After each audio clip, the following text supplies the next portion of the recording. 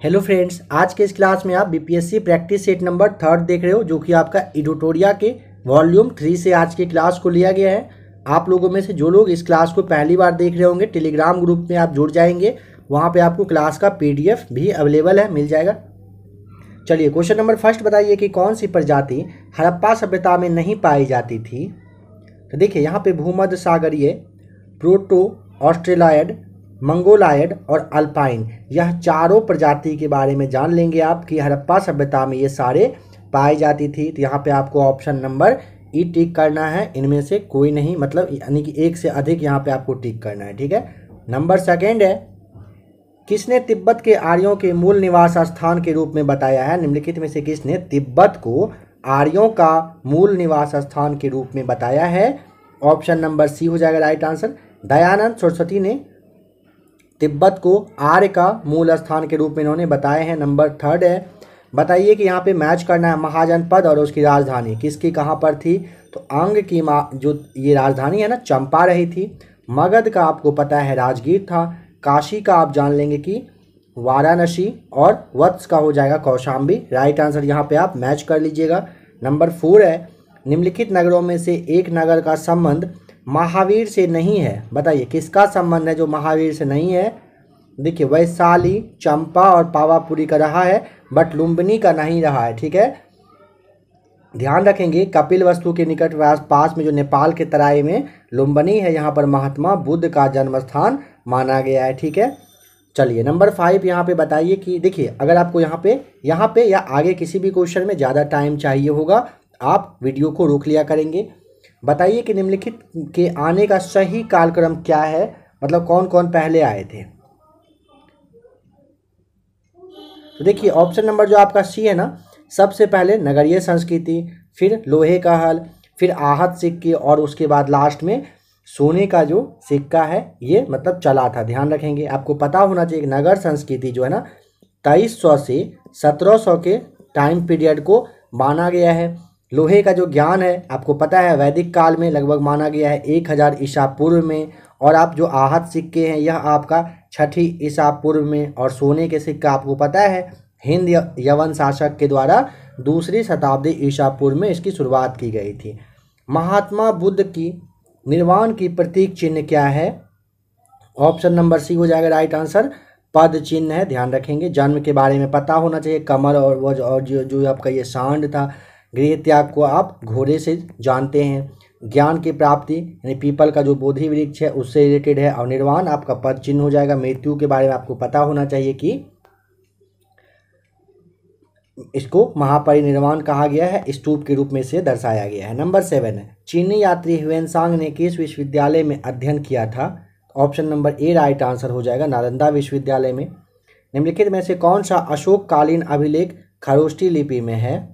तो देखिए आप यहाँ पे ध्यान रखेंगे, शाहबाजगढ़ी और जो मानसेहरा है ना, ये आपका ऑप्शन नंबर सी और ऑप्शन नंबर डी, इन दोनों का लिपि क्या है, खरोष्ठी लिपि में यह दोनों लिखा गया है, ठीक है। इसे आप ध्यान रखेंगे। चलिए बताइए कि नंबर 9 में गांधार यानी ऑप्शन नंबर ई टिक कर देंगे आप। गांधार कला शैली निम्नलिखित में किसका संश्लेषण है। Option number B right answer हो जाएगा, भारतीय तथा यूनानी कला का यह संश्लेषण है। गुप्त काल में खील किस प्रकार की भूमि थी। ऑप्शन नंबर सी हो जाएगा, जो भूमि जोती नहीं जाती थी उसे खील के नाम से आप गुप्त काल में जानते थे। निम्नलिखित में से किसे पाल वंश का दूसरा संस्थापक माना जाता है। Option number B right answer हो जाएगा, महिपाल प्रथम को पाल वंश का दूसरा संस्थापक के नाम से आप इन्हें जानते हैं। बताइए कि सल्तनत काल में ताजुल मासीर की रचना निम्न में से किसने किया था। ताजुल मासीर की रचना, तो right answer option number C हो जाएगा, हसन निजामी के द्वारा ताजुल मासीर की रचना की गई थी।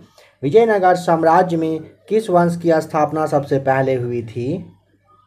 तो ऑप्शन नंबर आपका ए राइट आंसर बिल्कुल सही हो जाएगा, यहाँ पे संगम वंश की। विजयनगर साम्राज्य में किस वंश की स्थापना सबसे पहले, तो सबसे पहले संगम वंश का किया गया था, ठीक है। आपको पता है विजयनगर साम्राज्य सबसे पहले संगम वंश की जो स्थापना है हरिहर और बुक्का के द्वारा 1336 ईस्वी में किया गया था। चलिए बताइए कि निम्नलिखित में से किस शासक ने भिन्न भिन्न प्रकार की फसलों में राज्य का हिस्सा निर्धारित करते हुए दरों की सूची तैयार कर दिया था? Option number C right answer हो जाएगा, शेर शाह के द्वारा किया गया था। चलिए बताइए कि मुगल काल में निम्नलिखित बंदरगाहों में से किसको मक्का का द्वार कहा जाता है? ऑप्शन नंबर ए राइट आंसर हो जाएगा, सूरत को। मुगल काल में गुजरात में जो सूरत है ना, इसे सूरत बंदरगाह से होकर ही मतलब कहिए कि हज यात्रा के लिए लोग जाते थे, इसीलिए ना सूरत बंदरगाह को काबुल कहिए या मक्का का या फिर मक्का का द्वार कह सकते हैं, यह कहा जाता था। यहीं से मतलब यात्रा स्टार्ट किया जाता था इसी वजह से। सल्तनत काल के सिक्के टंका, ससगनी एवं जीतल किस धातु के बने होते थे? बताइए क्या होगा यहाँ पे राइट आंसर? ऑप्शन नंबर आपका यहाँ पे ए हो जाएगा, चांदी और तांबा का। बताइए कि हुमायूं द्वारा निम्नलिखित में से कौन सा युद्ध सबसे पहले लड़ा गया था? ऑप्शन नंबर आपका ए राइट आंसर हो जाएगा ना, हुमायूं के द्वारा सबसे पहले देवरा का युद्ध हुआ था। ठीक है, ये आपका 1531 में हुआ था, देवरा का युद्ध 1531 में। चौसा आप जानते हो 1539 में। कन्नौज हुआ था 1540 और सरहिंद हुआ था 1555 ईस्वी में। किस अधिनियम के माध्यम से यह उपबंध किया गया था कि ईस्ट इंडिया कंपनी को किसी भी समय भंग किया जा सकता है?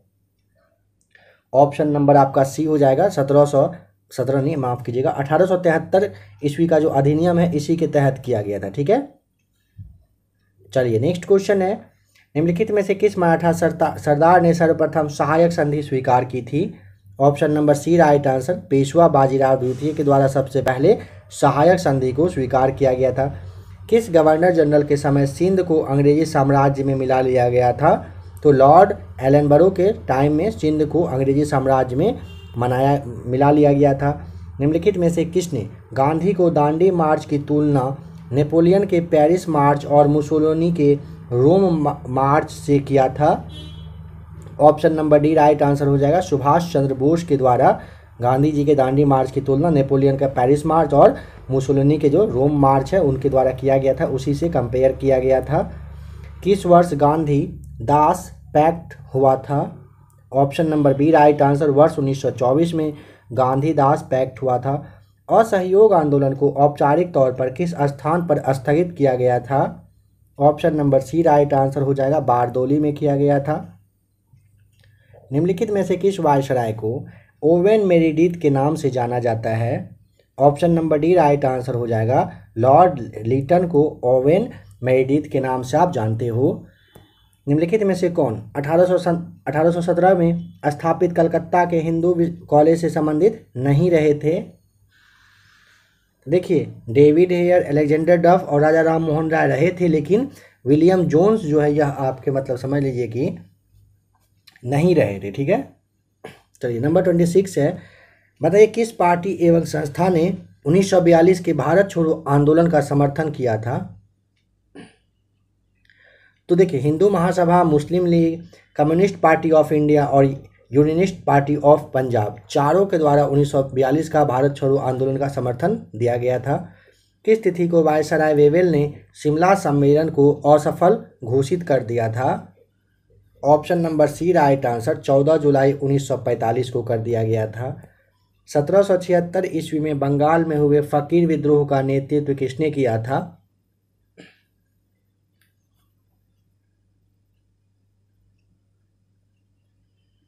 देखिए नंबर 28 जो है ना, चलिए इसका जवाब आपके लिए है, कमेंट करके आप बताइए अगर आपको इसका राइट आंसर पता है क्या होगा। तो 1 से 2 सवाल आपके लिए हर एक क्लास में दिया ही जाएगा। बताइए, लॉर्ड माउंटबेटन की अध्यक्षता में बनी विभाजन परिषद में कांग्रेस का प्रतिनिधित्व किसने किया था? तो आपका हो जाएगा जवाहरलाल नेहरू और सरदार पटेल के द्वारा किया गया था। ऑप्शन नंबर आपका सी यहाँ पे बिल्कुल राइट आंसर हो जाएगा। चलिए बताइए कि 1913 में सचिंद्रनाथ सान्याल ने किस स्थान पर अनुशीलन समिति की स्थापना किए थे? तो अनुशीलन समिति की स्थापना पटना में किया गया था 1913 में सचिंद्रनाथ सान्याल के द्वारा। मुंगेर में बरहिया ताल विरोध का मुख्य उद्देश्य क्या था? तो ऑप्शन नंबर डी, बकास्त भूमि की वापसी की मांग करने के लिए मुंगेर में बरहिया ताल विरोध किया गया था। देखिए, आप लोग अपना जवाब जो है फटाफट सोचते चलेंगे, क्योंकि आपको पता है कि आपका एग्ज़ाम बहुत पास में है और ये वॉल्यूम 3 जो है आपके लिए कहिए कि क्विक रिवीजन के ही रूप में है, ठीक है। जल्दी से जल्दी आप अपना जो है आंसर सोचते चलेंगे। और देखिए 67वीं बीपीएससी की तैयारी जो लोग कर रहे हैं तो आप चैनल में आकर देख लीजिएगा, पहले भी काफ़ी सारा प्रैक्टिस सेट आपको करवाया गया था। तो आप 67वीं बीपीएससी और अगर 68वीं बीपीएससी की भी तैयारी कोई करने वाले हों तो उनके लिए फ़िलहाल लूसेंट से होमवर्क वाला क्लास आप लोगों को दिया जा रहा है, उसे भी आप देख लेंगे। 68वीं बीपीएससी की तैयारी अभी से ही स्टार्ट हो चुका है आप लोगों के लिए। साथ ही साथ जो लोग बिहार सचिवालय की फॉर्म भर चुके हैं, जो नहीं भी नहीं भरे हैं, इंटर लेवल का भरेंगे वो, और जिन्होंने भर दिया है तो आप प्लेलिस्ट में आकर चेक करिएगा, काफ़ी सारा प्रैक्टिस सेट आपके सचिवालय के लिए अवेलेबल है, उसे भी आप ज़रूर देख लेंगे। यहाँ पे बताना है कि किस व्यक्ति का संबंध होम रूल लीग से आंदोलन से मतलब नहीं जुड़ा हुआ था, बताइए। तो देखिए N Subramaniam Iyer, Annie Besant और बाल गंगाधर तिलक, इन तीनों का संबंध था जुड़ा हुआ मतलब होम रूल लीग से। एच.एस. ऑलकाट का संबंध होम रूल लीग आंदोलन से जुड़ा हुआ नहीं रहा है, तो ऑप्शन नंबर आप यहाँ पे ए टिक करेंगे। पूना पैक्ट में प्रांतीय विधानमंडलों की कितनी सीटों को दलितों के लिए सुरक्षित रखने का प्रावधान किया गया था, तो ऑप्शन नंबर ए हो जाएगा, 147 सीट का प्रावधान किया गया था। बिहार से प्रकाशित होने वाला प्रथम उर्दू अखबार का नाम बताइए, ऑप्शन नंबर डी हो जाएगा, नूरल अनवार राइट आंसर हो जाएगा। किस आंदोलन के दौरान बिहार के छात्रों द्वारा स्वराज ट्रेन का संचालन किया गया था, ऑप्शन नंबर डी, भारत छोड़ो आंदोलन के समय में स्वराज ट्रेन का संचालन किया गया था। बताइए कि कौन सा कथन है जो यहाँ पे गलत है यानी असत्य है। देखिए असहयोग आंदोलन के दौरान बिहार प्रांत में शांति स्थापना हेतु बिहार कौमी सेवक दल की स्थापना की गई थी, सही बात है।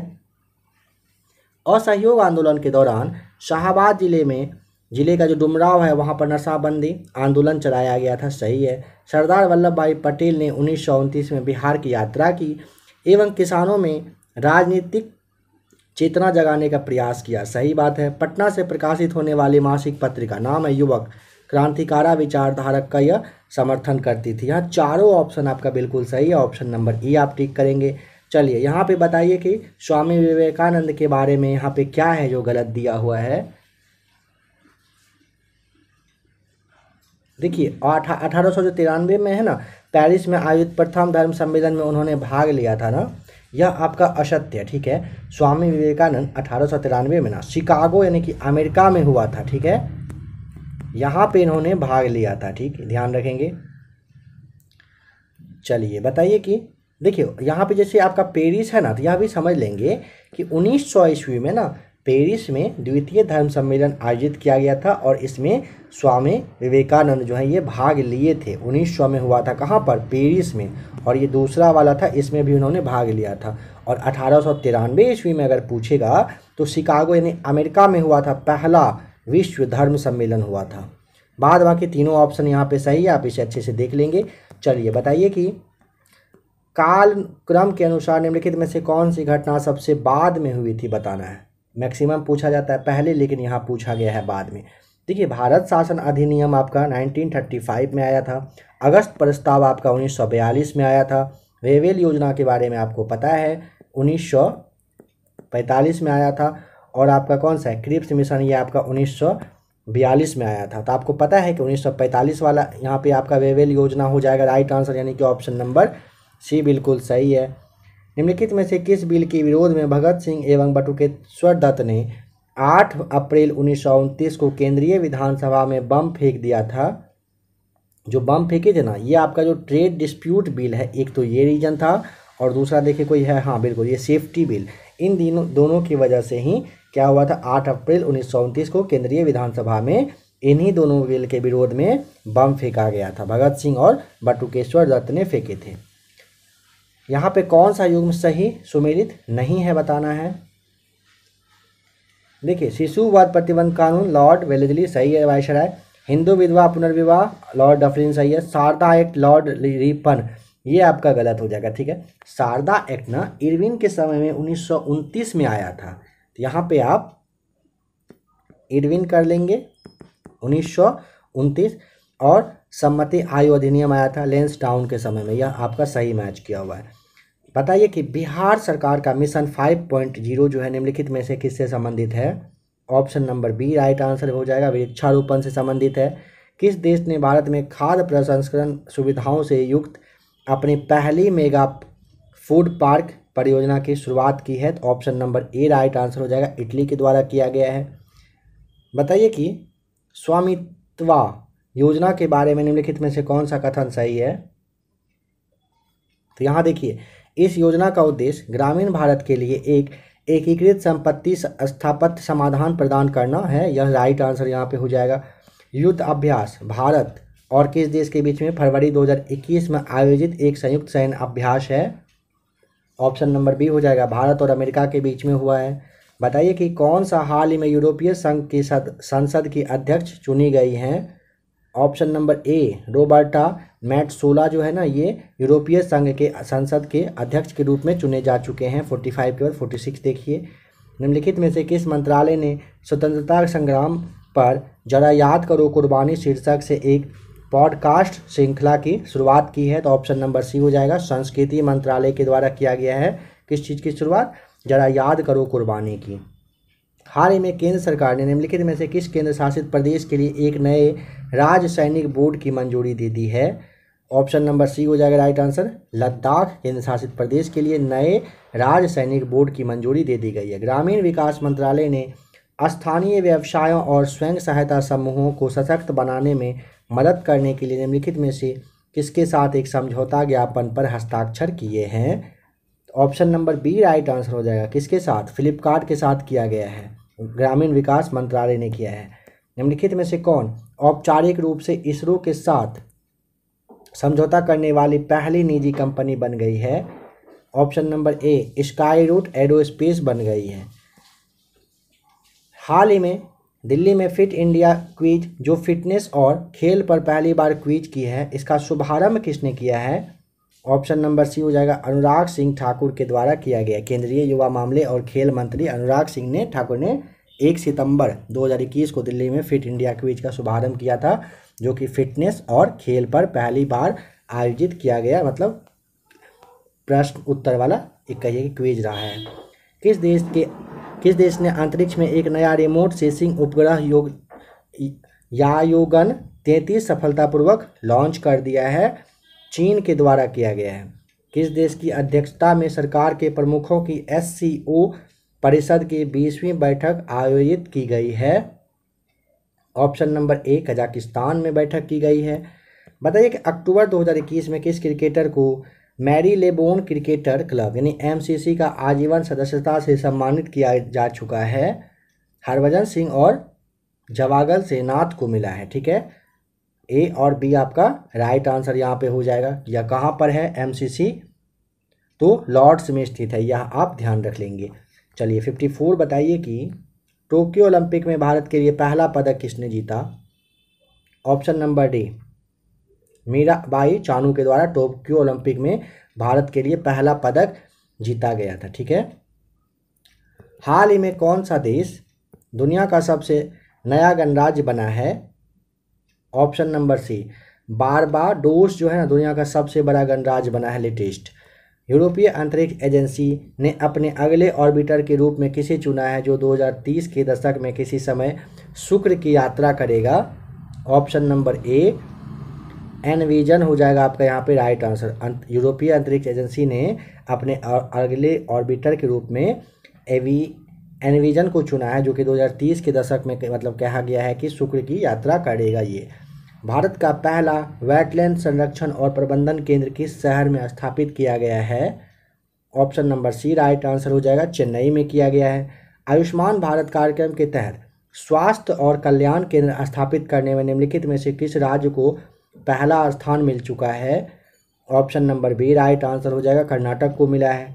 लैंग्वेज ऑफ ट्रूथ ऐसे 2003 से 2020 नामक पुस्तक किसके द्वारा लिखा गया है? तो ऑप्शन नंबर ए राइट आंसर हो जाएगा, सलमान रुश्दी के द्वारा लिखा गया है। ठीक है, और आपको पता होना चाहिए कि ये जो है ना सलमान रुश्दी, इनके ही ऊपर शायद कल के डेट में किसी दूसरे कंट्री में शायद इन पे अटैक भी हुआ है। अगर आप लोगों को पता होगा तो अच्छी बात है, अटैक भी हुआ है, पता नहीं फिर कैसा कंडीशन है उनका। काफ़ी अच्छा खासा पुरस्कार इनको सलमान रुश्दी को मिल चुका है। विश्व पर्यावरण दिवस 2021 की मेजबानी किस देश ने किया है?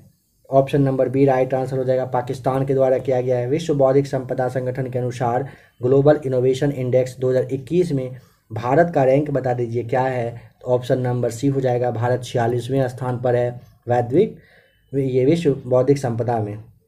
निम्नलिखित में से कौन कोविड-19 वैक्सीन के प्रशासन के लिए अधिकार प्राप्त समिति के अध्यक्ष हैं। Option number B R S. Sharma जो है ये कोविड-19 वैक्सीन के प्रशासन के लिए अधिकार प्राप्त समिति के यह अध्यक्ष हैं। बताइए कि 10वें सिख गुरु गुरु गोविंद सिंह जी के पुत्रों की शहादत को चिन्हित करने के लिए निम्नलिखित में से कौन सा दिन हर साल वीर बाल दिवस के रूप में अब मनाया जाएगा। राइट आंसर बताइए क्या होगा। ऑप्शन नंबर आपका डी हो जाएगा, 26 दिसंबर को मनाया जाएगा। 9 जनवरी 2022 को भारत के 73वें शतरंज ग्रैंड मास्टर कौन बन गए हैं।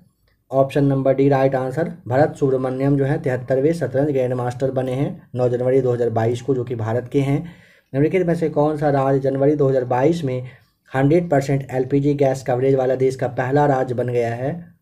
Option number D right answer हो जाएगा, हिमाचल प्रदेश बना है। बताइए कि हाल ही में किस राज्य सरकार ने नेपाल सीमा के पास स्थित 4 गांवों को राजस्व गांव घोषित कर दिया है। Option number C right answer हो जाएगा, उत्तर प्रदेश सरकार ने। ठीक है, चलिए बताइए कि निम्न में से किस शहर को अब स्वच्छ सर्वेक्षण 2021 के तहत भारत की पहली वाटर प्लस सिटी घोषित कर दिया गया है। ऑप्शन नंबर ए राइट आंसर हो जाएगा, इंदौर जो है ये वाटर प्लस सिटी घोषित हो चुका है। कौन सा देश जीवाश्म मुक्त स्टील का निर्माण करने वाला दुनिया का पहला देश बन गया है। Option number C right answer हो जाएगा। ध्यान रखेंगे स्वीडन जो है ना, जीवाश्म मुक्त जो स्टील का निर्माण करने वाला दुनिया का पहला देश ये बनने का रिकॉर्ड अपने नाम किया है। निम्नलिखित में से किसे साहित्य के लिए 2021 के नोबेल पुरस्कार से सम्मानित किया जा चुका है। तो ऑप्शन नंबर आपका डी अब्दुल रज्जाक गुरनाह आपका राइट आंसर हो जाएगा। साहित्य के लिए 2021 में इनको नोबेल पुरस्कार से सम्मानित किया गया है। भारतमाला 2 परियोजना के तहत पटना और निम्नलिखित में से किस शहर के बीच एक पहुंच प्रतिबंधित एक्सप्रेसवे का निर्माण किया जाएगा। ऑप्शन नंबर सी हो जाएगा राइट आंसर, भारतमाला 2 परियोजना के तहत पटना से कलकत्ता के बीच में कहिए कि पहुंच प्रतिबंधित एक्सप्रेसवे का निर्माण किया जाएगा। चलिए नंबर 71 आपको बताना है कि टॉर्च, सर्च लाइट और वाहनों की हेडलाइट्स में बल्ब रखा जाता है किसके बीच में। चाहे तो आप यहाँ पे वीडियो को रोक सकते हैं। परावर्तक के फोकस के बहुत ही करीब में रखा जाता है। टॉर्च, सर्च लाइट और वाहन की हेडलाइट्स में अगर पूछेगा बल्ब कहाँ पर, तो परावर्तक के फोकस के बहुत करीब में रखा जाता है। विद्युत विभव जो है यह है क्या है। ऑप्शन ए हो जाएगा राइट आंसर, अदिश राशि। ध्यान रखेंगे विद्युत विभव है। AC जनरेटर किस सिद्धांत पर कार्य करता है। ऑप्शन नंबर आपका यहाँ पे बी, विद्युत चुंबकीय प्रेरण के क्षेत्र पर AC जनरेटर आपका काम करता है। ठीक है, चलिए बताइए कि मायोपिया और हाइपरमेट्रोपिया को क्रमशः किस लेंस के द्वारा ठीक किया जा सकता है। ऑप्शन नंबर ए, अवतल और उत्तल लेंस के द्वारा इसे ठीक किया जा सकता है। नंबर 75 है। देखिए कह रहा है कि एक पिंड का द्रव्यमान 2 किलोग्राम है, उसका वजन भार कितना है। तो आपको पता है कि W इक्वल टू क्या होता है। ऐसे आप समझिए कि पिंड का जो वजन यानी भार है बराबर क्या होता है, ये होता है आपका पता है mg होता है। तो m मतलब मास आपका दिया हुआ है 2 kg और g का मान आपको पता है कि 9.8 आप यहाँ पे रखेंगे, इंटू करिएगा 19.6 आपका यहाँ पे right answer option number C आ जाएगा। चलिए बताइए कि किसी वस्तु पर किया गया कार्य निर्भर नहीं करता है। किस चीज़ पर निर्भर नहीं करता है, तो वस्तु के प्रारंभिक वेग पर निर्भर नहीं करता है। ऑप्शन नंबर आपका डी राइट आंसर हो जाएगा।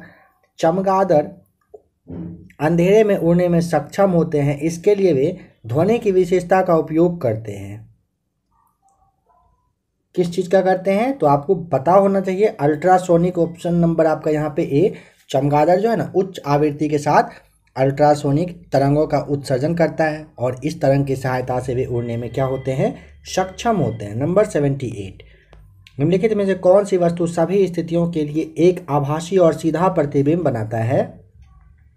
ऑप्शन नंबर आपका जो है ना सी आपका बिल्कुल नहीं, सी तो होगा ही, उत्तल लेंस और अवतल लेंस या दोनों आपका हो जाएगा। ठीक है, तो 78 का ना आपका उत्तल दर्पण, ध्यान दीजिएगा उत्तल दर्पण और अवतल लेंस यानी कि नंबर तीसरा और जो दूसरा है, इसके द्वारा बना हुआ प्रतिबिंब हमेशा सीधा एवं आभासी बनता है, चाहे वस्तु आप कहीं पर भी रखेंगे। ठीक है, तो यहाँ पे आपका ऑप्शन नंबर क्या होना चाहिए, A B C. C number आपका राइट आंसर हो जाएगा यहाँ पे। ऊष्मा के अच्छे अवशोषक हैं क्या है, ऑप्शन नंबर ये जो आपका बी है ना, अच्छे उत्सर्जक। ऊष्मा के अच्छे अवशोषक पूछेगा तो अच्छे उत्सर्जक, option number B right answer. तापमान का एसआई मात्रक आपको पता है, ऑप्शन नंबर ए हो जाएगा, केल्विन होता है। आधुनिक आवर्त सारणी में आवर्त किसका मान दर्शाता है, ऑप्शन नंबर जो आपका सी है ना, प्रधान क्वांटम संख्या का आधुनिक आवर्त सारणी में अगर पूछेगा आवर्त किसका मान, तो प्रधान क्वांटम संख्या का मान यह दर्शाता है। यहाँ पे गलत का कथन की पहचान करिए, चाहे तो आप यहाँ पे वीडियो को रोक लीजिएगा। देखिए जो पहला दूसरा तीसरा है ना आपका, ओजोन वर्षा ज़्यादातर नाइट्रोजन और सल्फर के ऑक्साइड के कारण होता है, सही है। क्लोरोफ्लोरोकार्बन ओजोन परत के रक्षण के लिए जिम्मेदार है, सही है। ग्रीन हाउस प्रभाव ग्लोबल वार्मिंग के लिए जिम्मेदार है, सही है। ओजोन परत सूर्य के से अवरक्त किरणें को पृथ्वी तक नहीं पहुंचने देता है। तो ध्यान रखेंगे ओजोन परत एक ढाल के रूप में यह काम करता है, ठीक है, यह आपको पता है। और सूर्य से पराबैंगनी किरण, ध्यान रखेंगे, पराबैंगनी किरण को क्या करता है, पृथ्वी तक नहीं पहुंचने देता है। तो ऑप्शन नंबर जो डी आपका है ना, ये वाला आपका गलत हो जाएगा। बताइए कि फ्लोरोसिस यानी कि जिसे आप अस्थि रोग के नाम से जानते हैं, यह किसकी उपस्थिति की वजह से होता है, तो ऑप्शन नंबर ए, पानी में जो फ्लोराइड होता है इसकी वजह से फ्लोरोसिस नामक बीमारी कहिए कि हो जाता है। निम्नलिखित में से कौन थर्मोसेटिंग बहुलक होता है इन सब में से, तो ऑप्शन नंबर डी हो जाएगा, बैकेलाइट आपका राइट आंसर हो जाएगा। निम्नलिखित में से कौन अपचायक शर्करा है, ऑप्शन नंबर बी आपका राइट आंसर हो जाएगा, सुक्रोज जो है ये अपचायक शर्करा के नाम से आप इसे जानते हैं। निम्नलिखित में से कौन एनाल्जेसिक है, ऑप्शन नंबर ए, नोवलगीन जो है ना आपका ये एनाल्जेसिक होता है, ध्यान रखेंगे। सरसों के तेल और मिट्टी के तेल के मिश्रण को किसके द्वारा अलग किया जा सकता है, ऑप्शन नंबर आपका जो डी है राइट आंसर हो जाएगा, पृथक्कारी कीप के द्वारा अलग किया जाता है सरसों के तेल और मिट्टी के तेल के मिश्रण को। फेनोप्लेपथीन एक सिंथेटिक संकेतक है जिसका रंग क्रमशः अम्लीय और क्षारीय विलयन में, बताइए कैसा होगा, ऑप्शन नंबर डी, रंगहीन और गुलाबी होता है, ठीक है, ध्यान रखिएगा। चलिए बताइए कि गर्म पानी में चीनी घोलकर चीनी की चाशनी बनाई गई, ठंडा होने पर चीनी के क्रिस्टल अलग हो गए, यह इंगित करता है, मतलब यह क्या दर्शाता है, तो यह आपके भौतिक परिवर्तन, जिसे उल्टा आप कर सकते हैं, ऑप्शन नंबर ए राइट आंसर हो जाएगा। वे ध्वनिहीन नहीं होते हैं और ऊष्मा तथा बिजली के कुचालक होते हैं, यह सामग्री कौन से हैं, इसे आप अधातु के नाम से जानते हैं, ऑप्शन नंबर डी। दो नोड्स के बीच मौजूद तने के हिस्से को क्या कहा जाता है, इंटरनोड के नाम से जानते हैं, दो नोड्स के बीच में मौजूद तने के हिस्से को इंटरनोड के नाम से आप जानते हो। बताइए कि जूट पौधे के किस भाग से प्राप्त होता है, ऑप्शन नंबर आपका सी हो जाएगा, जूट जो है ना ये तने से प्राप्त होता है। बीज और फल किसके द्वारा बनते हैं, बीज और फल अंडाशय से फल बनते हैं और बीजांड से बीज बनता है, ऑप्शन नंबर ए आपका बिल्कुल राइट है। ब्रेड में छिद्र किस गैस के निकलने से बनते हैं, option number C right answer हो जाएगा, कार्बन डाइऑक्साइड की वजह से। चलिए 95 नंबर बताइए, कोशिका झिल्ली के निर्माण के लिए आवश्यक प्रोटीन और लिपिड किसके द्वारा निर्मित होते हैं, ऑप्शन नंबर ए, एंडोप्लाज्मिक रेटिकुलम के द्वारा ही यह निर्मित होता है कोशिका झिल्ली के निर्माण के लिए। HIV एड्स रोग नहीं फैलता है, किस चीज़ की वजह से नहीं फैलता है,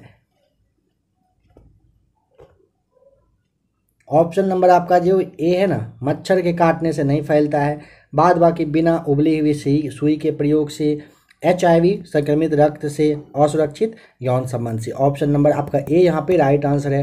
निम्नलिखित में से कौन सा रोग प्रोटोजोआ द्वारा होता है, ऑप्शन नंबर ए राइट आंसर हो जाएगा, प्रोटोजोआ द्वारा रोग अगर पूछेगा मलेरिया होता है।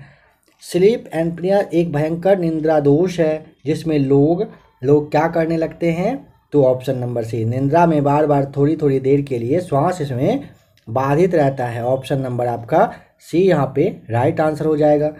निम्नलिखित में से किस विटामिन का निर्माण हमारे शरीर में नहीं होता है? इन सब में से आप जानते हो विटामिन ए का निर्माण नहीं होता है। विटामिन मानव द्वारा ना संश्लेषित नहीं किया जा सकता है, और लेकिन विटामिन जैसे B12 है, डी है तथा मतलब के है ना, इसे आप अपवाद के नाम से भी जानते हो, इसे भी आप ध्यान रखेंगे।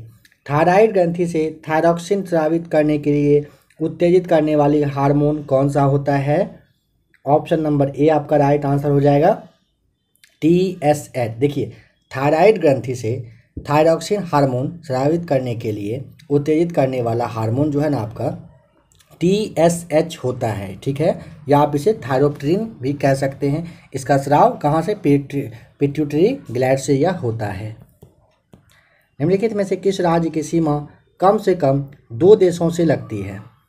तो देखिए समझेंगे, जैसे आपका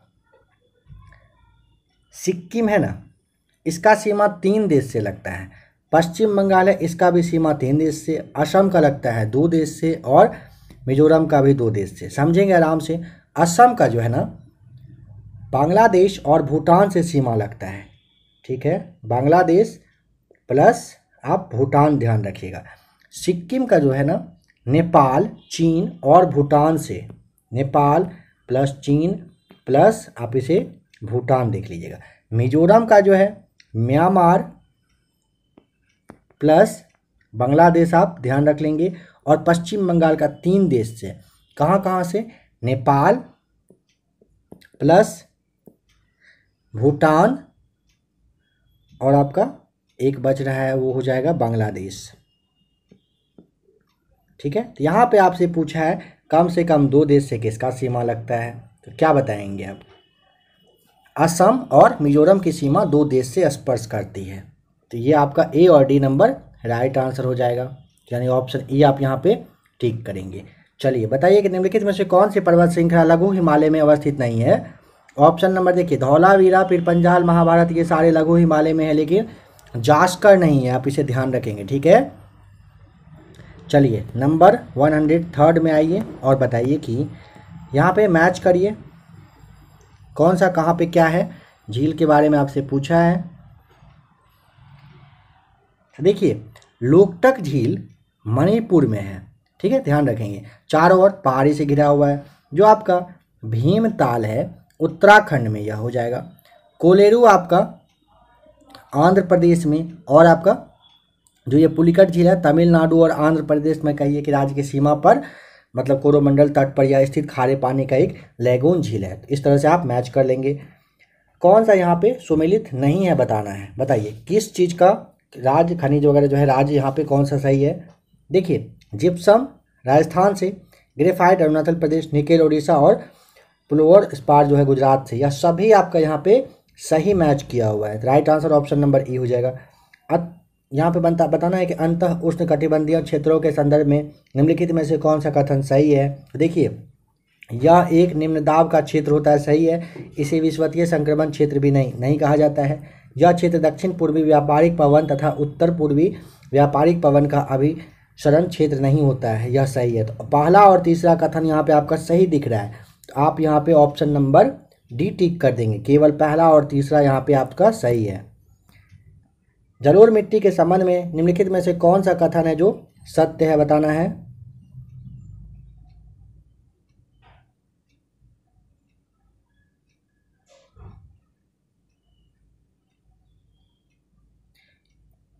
एक मिनट फ्रेंड्स, यहाँ नंबर 105 में जो था ना, क्या पूछा था? अंतः उष्ण कटिबंधीय क्षेत्रों के संदर्भ में निम्नलिखित में से कौन सा कथन सही नहीं है ना, कौन सा कथन मतलब सही है। तो एक मिनट में यहाँ देखिए, यह एक निम्न दाब का क्षेत्र है, सही है, और इसे विषुवतीय संक्रमण क्षेत्र भी कहा जाता है। यह भी बात तो बिल्कुल सही ही है, लेकिन यह दक्षिण पूर्वी व्यापारिक पवन तथा उत्तर पूर्वी व्यापारिक पवन का अभिसरण क्षेत्र नहीं होता है, यह गलत है। यह क्षेत्र होता है, यहाँ पे होगा। यानी कि देखिए पहला और दूसरा कथन यहाँ पे सही है, तो ऑप्शन जो आपका नंबर बी है ना, ये वाला राइट टिक करना है आपको, ठीक है। पहला और दूसरा कथन यहाँ पे सही है, तीसरा यहाँ पे गलत दिया हुआ है, ठीक है, ध्यान रखेंगे इस चीज को। देखिए जलोढ़ मिट्टी के संबंध में कौन सा कथन सत्य है। देखिए जलोढ़ मिट्टी जलोढ़ मृदा प्रायद्वीपीय प्रदेश में पूर्वी तट की नदी डेल्टाओं और नदियों की घाटियों में पाई जाती है। बिल्कुल जलोढ़ मिट्टी के लिए तो सही बात है। फिर क्या कह रहा है, प्रतिवर्ष बाढ़ों के द्वारा निक्षेपित होने वाली नई जलोढ़ मृदा को बांगर कहते हैं। नहीं, बांगर नहीं कहते, आप इसे जानते हैं अच्छे से। जलोढ़ मृदा में पोटास की मात्रा अधिक पाई जाती है। हाँ, यह भी सही है। तो आपका पहला और तीसरा यहाँ पे बिल्कुल सही हो जाएगा। ठीक है, यानी कि आप ऑप्शन नंबर यहाँ पे डी टिक कर देंगे। चलिए बताइए कि उष्णकटिबंधीय सदाबहार वन भारत के किन किन क्षेत्रों में पाए जाते हैं। तो आपका हो जाएगा अंडमान और निकोबार द्वीप समूह में और उत्तर पूर्वी क्षेत्र की पहाड़ियों में। दूसरा और चौथा ऑप्शन सही दिया हुआ है, यानी कि ऑप्शन नंबर आप यहाँ पे सी टिक करेंगे। ठीक है, नंबर 107 के बाद 108 पे आइए। जनगणना 2011 के अनुसार निम्नलिखित में से किस भारतीय राज्य की जनसंख्या का वृद्धि नकारात्मक दर्ज की गई है। ऑप्शन नंबर सी आपका राइट आंसर हो जाएगा, नागालैंड का। जंगली गधों का अभ्यारण्य किस राज्य में स्थित है। Option number C right answer हो जाएगा, गुजरात में जंगली गधों का अभ्यारण्य स्थित है। निम्नलिखित में से कौन सा कथन कह रहा है सही है। तो यहाँ पे ऑप्शन नंबर सी सूर्य ग्रहण अमावस्या को होता है, बाद बाकी यहाँ पे सभी आपका गलत दिया हुआ है। ठीक है, तो ऑप्शन सी सही है। निम्नलिखित कथन को यहाँ पे मैच करना है। कौन सा ज्वालामुखी किस देश से रिलेटेड हो जाएगा बताइए। देखिए आपका जो मेरापी है यह इंडोनेशिया टिक करेंगे आप। माउंट एटना आपका एटना इटली हो जाएगा। आपका कोलिमा हो जाएगा मैक्सिको और सबनकाया हो जाएगा पेरू। यह देश आपको मैच कर दिया गया है, ऑप्शन देख लेंगे। कौन सा कथन यहाँ पे कह रहा है कि सही मैच किया हुआ नहीं है।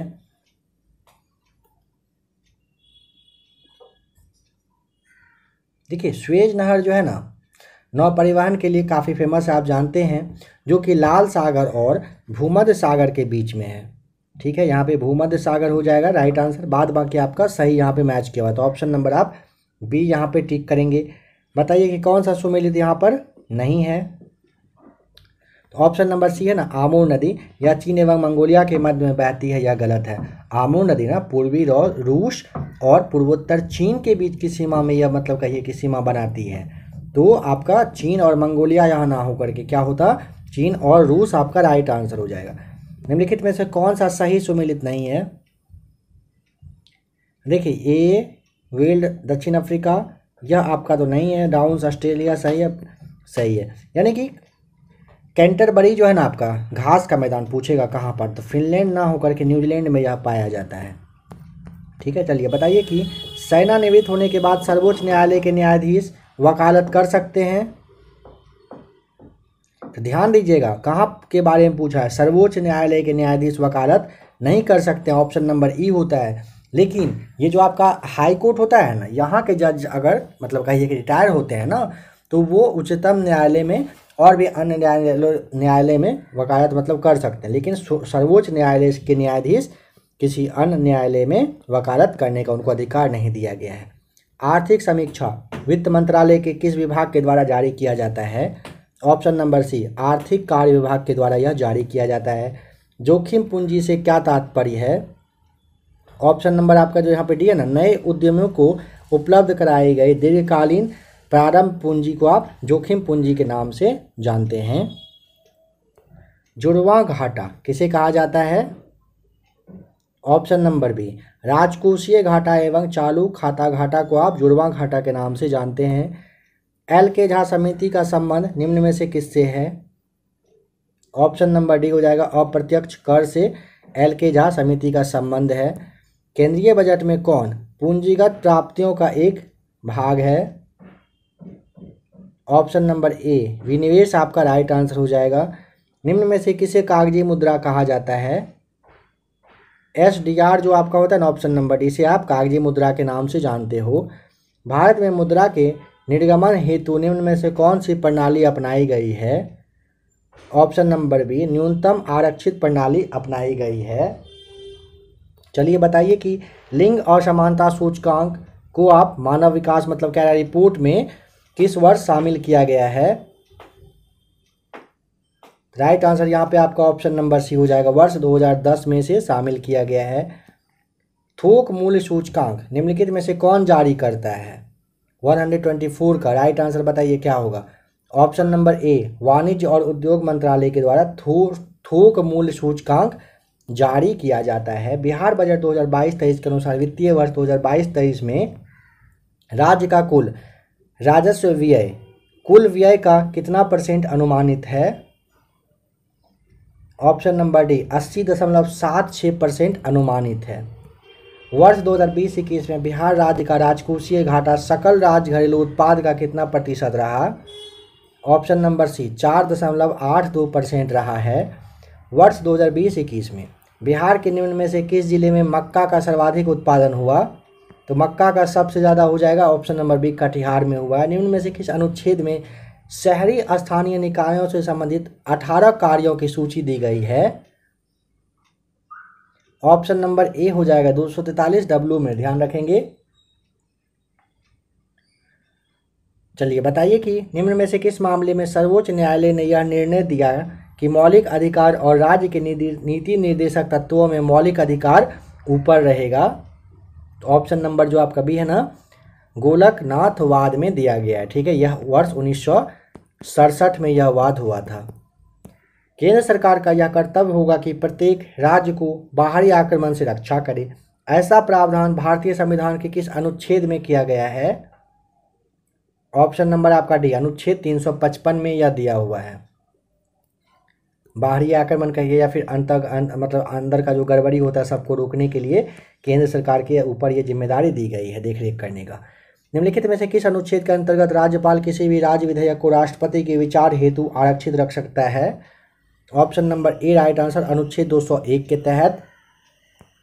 सर्वसम्मति से निर्वाचित होने वाला भारत के राष्ट्रपति बताइए कौन थे। Option number C, N Sanjiva Reddy आपका राइट आंसर हो जाएगा। ये ना भारत में ना यह ध्यान रखिएगा 1982 में क्या हुए थे कि भारत के राष्ट्रपति निर्वाचित हुए थे। चलिए बताइए, पिछड़े वर्ग के आरक्षण को लेकर बने मंडल आयोग ने किस वर्ष अपना रिपोर्ट प्रस्तुत किया। ऑप्शन नंबर बी आपका राइट आंसर हो जाएगा, 1980 में किया है। बताइए कि समान कार्य के लिए समान वेतन एक क्या है, कौन सा अधिकार है। तो ऑप्शन नंबर बी हो जाएगा, राज्य के नीति निर्देशक तत्व का यह आपका एक अंग है। बताइए संसदात्मक शासन व्यवस्था में क्या होगा राइट आंसर। चाहें तो वीडियो रोक लीजिएगा। विधायिका का कार्यपालिका पर नियंत्रण होता है। संसदात्मक शासन व्यवस्था में विधायिका का कार्यपालिका पर नियंत्रण होता है। निम्न में से किस संविधान संशोधन द्वारा लोकसभा की सदस्य की संख्या 525 से बढ़ाकर 545 कर दी गई है। आपका जो ऑप्शन नंबर ए है ना, 31वें संविधान संशोधन के तहत, समझिएगा यह आपका 1973 में, ठीक है, 1973 के द्वारा लोकसभा में राज्यों की अधिकतम संख्या 500 से 525, केंद्र शासित प्रदेश के सदस्य की अधिकतम संख्या 25 से घटाकर 20 कर दिया गया था। ठीक है, और टोटल आपका समझ लीजिए इसे 545 कर दिया गया है। निम्नलिखित में से कौन संविधान के 42वें संशोधन के द्वारा नीति निर्देशक तत्वों में नहीं जोड़ा गया है, बताना है। ऑप्शन नंबर जो आपका डी है ना, समान नागरिक संहिता, यह आपका राइट आंसर हो जाएगा। 138 बताइए, शिक्षा जो प्रारंभ में राज्य सूची का विषय था उसे समवर्ती सूची में स्थानांतरित किया गया।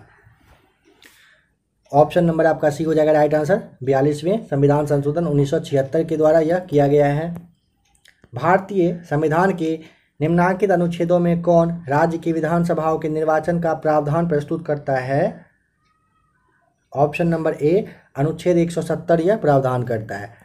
भारतीय संविधान का अनुच्छेद 249 किस चीज से संबंधित है।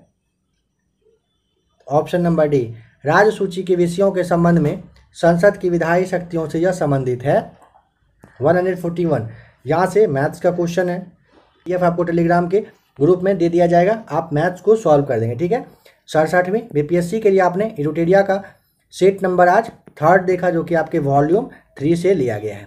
आशा करता हूँ क्लास देखकर आपको अच्छा लगा होगा। अगर आपको क्लास अच्छा लगा होगा तो अब आप वीडियो को यहाँ तक क्लास देख ले हैं, लाइक कर ही दीजिएगा। ठीक है, 67वीं बीपीएससी, साथ ही साथ जो आपका नेक्स्ट यानी कि 68वीं बीपीएससी आने वाला है उसके लिए भी आप चैनल को सब्सक्राइब कर लीजिएगा। बिहार सचिवालय के लिए काफ़ी सारा प्रैक्टिस सेट आपको दिया जा चुका है, उसे भी आप देख लेंगे। और कोशिश करिए अगर आपके जान पहचान में दोस्त वगैरह हो, अगर किसी को क्लास देखना हो तो आप इस क्लास को शेयर भी कर देंगे तो अच्छा रहेगा। चलिए ठीक है, मिलते हैं एक और नई वीडियो के साथ।